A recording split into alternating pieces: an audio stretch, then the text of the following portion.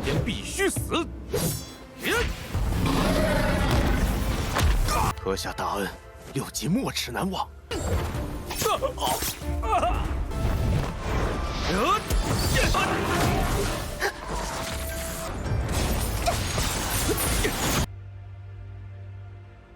Hola semuanya, bagaimana nih kabar kalian? Semoga dalam keadaan baik-baik saja dan sehat selalu ya. Pada kesempatan kali ini, Mimin akan melanjutkan Tonghua dari Tonghua Alchemy Supreme. Kita akan memasuki episode 45. Jadi kita review dulu untuk part sebelumnya ya guys. Pelelangan masihlah berlanjut, tetapi kali ini pelelangannya benar-benar sangatlah kacau ya. Dikarenakan satu barang saja pada menawar harga dengan berjuta-juta koin emas. Contohnya saja seperti Master Lo Feng menawar pedang tersebut sebesar 20 juta koin emas dan tidak ada yang berani untuk melawannya. Dan untuk barang selanjutnya juga, tanpa basa-basi, Master Lo Feng langsung menawar seharga 20 juta koin emas. Dan lagi-lagi tidak ada yang berani menawarnya. Tetapi untuk barang yang terakhir, semuanya pun mencoba untuk bersaing. Dari 20 juta koin emas sampai 21 juta, 22, dan 25 ya. Tetapi tetap saja untuk Master Lo Feng itu sangatlah mudah untuk mendapatkannya, di mana dia langsung menawar seharga 40 juta koin emas, membuat semua orang di sana langsunglah terkejut. Setelah semua itu juga, Master Lo Feng langsunglah ditahan oleh dua keluarga, keluarga Qin dan juga keluarga Han. Tetapi mereka terkejut kalau lawannya ini adalah seorang Master Alchemist, sehingga merekalah yang mendapati masalah besar ya. Kalau begitu langsung saja kita masuk ke dalam ceritanya. Pertarungan yang baru saja dimulai membuat Su Liuji haruslah menahan serangan tersebut. Tetapi terjangan pedang dari musuhnya ini terlalu kuat, membuat dia haruslah terkena serangan tersebut dan terluka parah. Tetapi dirinya tidak mau kalah dengan lawannya. Dia terus bangkit dan menahan serangan lanjutan dari musuhnya. Tetapi lagi dan lagi, dia tidak bisa menahan kekuatan yang begitu besar. Tetapi dia baru tahu serangan tersebut berasal dari gigi serigala yang disembah oleh keluarga Qian. Lantas pihak lawannya pun langsung memujinya. Ternyata dia yang sudah tua ternyata memiliki pengetahuan yang begitu banyak. Namun itu percuma saja karena hari ini dia haruslah meninggal dunia. Lantas Su Liuji yang tidak mungkin bisa untuk melawannya, dia pun langsunglah mencoba melarikan diri dari sana. Secara tiba-tiba kepala keluarga Qian pun datang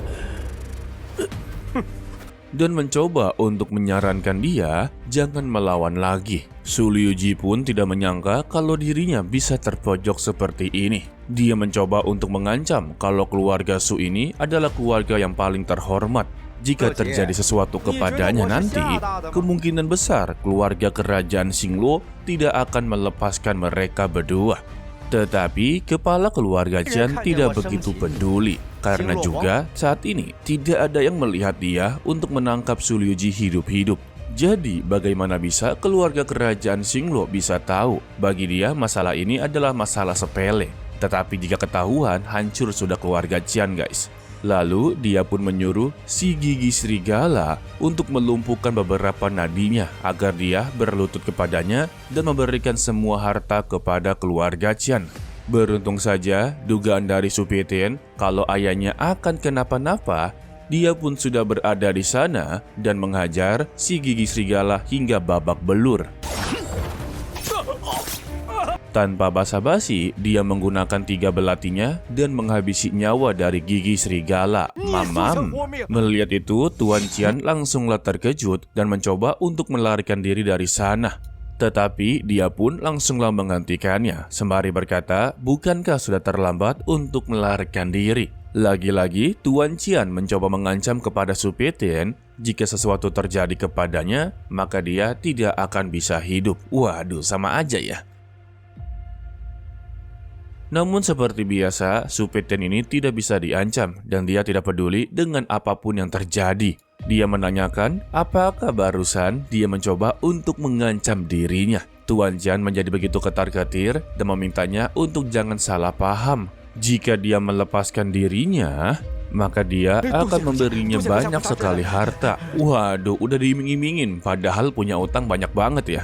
Tampaknya juga Su Peitian tidak begitu peduli. Dia menanyakan siapa yang menyuruh dia untuk menghadapi kepala keluarga Su. Jika dia benar-benar berani menipu dirinya, maka jangan salahkan dirinya untuk mematahkan lehernya. Waduh, cekrak ya. Mau tidak mau juga, dia pun langsung berkata jujur kalau dia ini diperintahkan oleh kepala keluarga Han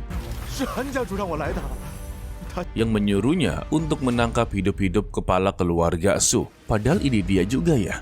Dia menambahkan alasan menangkap kepala keluarga Su yaitu untuk menggunakan nyawanya untuk mengancam semua keluarga Su dan memberikan harta mereka masing-masing. Dan tujuan utama mereka sudah pasti ya, yaitu menyerahkan tambang besi untuk membayar hutang-hutang mereka. Mendengar itu, Su Peitian pun langsunglah mengurungkan niat untuk menghabisi nyawanya. Dia tahu betul, jika menghabisi kepala keluarga Qian, maka kepala keluarga Han akan ikut campur juga. Ujung-ujungnya akan menjadi sebuah peperangan antara keluarga ya. Alhasil, kepala keluarga Qian pun berhasil melarikan diri dari sana guys. Enak kali. Setelah semua itu juga, Su Liuji langsung bangkit berdiri dan berterima kasih kepada Su Peitian karena telah membantu dirinya. Kondisinya di sini, Su Liuji sama sekali tidak mengetahui Su Peitian sedanglah menyamar ya.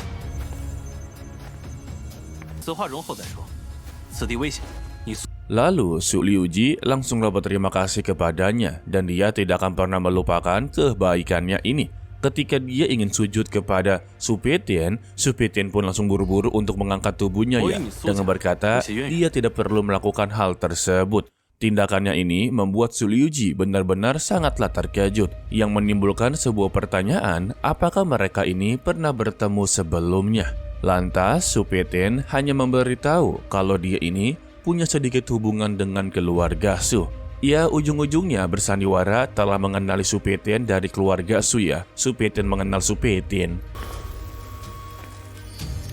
Namun sayangnya, secara tiba-tiba keadaan mulai berubah drastis ya. Su Peitian menganggap kalau tempat ini begitu berbahaya, maka cepat pergi dari sini sekarang juga. Beruntung saja Su Liuji bukanlah orang yang keras kepala, dan dia melihat di sekitarnya beberapa kabut mulai menyelimuti wilayah mereka, yang ternyata ini semua ulah dari Nona Mei, di mana dia masih sangatlah tertarik kepada tubuhnya Su Peitian ya. Bahkan dia juga melakukan penyamaran, tetapi yang anehnya dia hanya memakai topeng. Seharusnya dari lekuk tubuh, baju, semuanya itu seharusnya sudah diketahui kalau itu adalah Nona Mei. Tetapi ini adalah sebuah film. Mereka sama sekali tidaklah menyadari kalau itu adalah Nona Mei. Hanya saja Su Peitian menyuruh Su Liuji untuk pergi dari sini karena dia tidak punya waktu untuk melindunginya. Alhasil, Su Liuji juga sangatlah ketar-ketir dan berterima kasih atas kebaikannya, dan dia pun pergi dari sana. Tetapi tidak untuk Nona Mei, dia tidak akan membiarkan siapapun pergi dari sini. Dia pun langsung mengeluarkan 3 kupu-kupunya. Tetapi itu juga langsunglah dihancurkan oleh Su Peitian, yang membuat Su Liuji berhasil melarikan diri dari sana. Kini tinggal mereka berdua lah yang berada di sana, dan ini akan menjadi pertarungan yang begitu sengit ya. Tanpa basa-basi, bentrokan pertama dengan tinju es api terjadi. Namun hal tak terduga juga kalau Su Peitian telah menyadari di hadapannya adalah Nona Mei. Dia memberitahu tidak menyangka kalau dia akan melakukan hal seperti ini.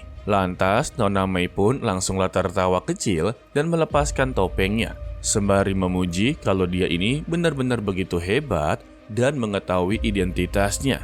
Karena sudah ketahuan juga, dia pun langsung to the point. Bagaimana jika mereka membuat sebuah kesepakatan? Jika dia benar-benar setuju dengan kesepakatan tersebut, mungkin saja dia bisa mengampuni ini semua.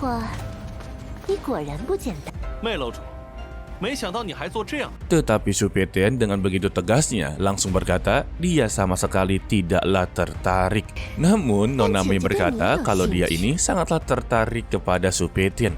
Ternyata tujuannya bukan hanya untuk mendapatkan tubuh spiritual milik dari Su Peitian, melainkan dia juga ingin melihat wajah tampan dari Su Peitian karena dia sangatlah penasaran.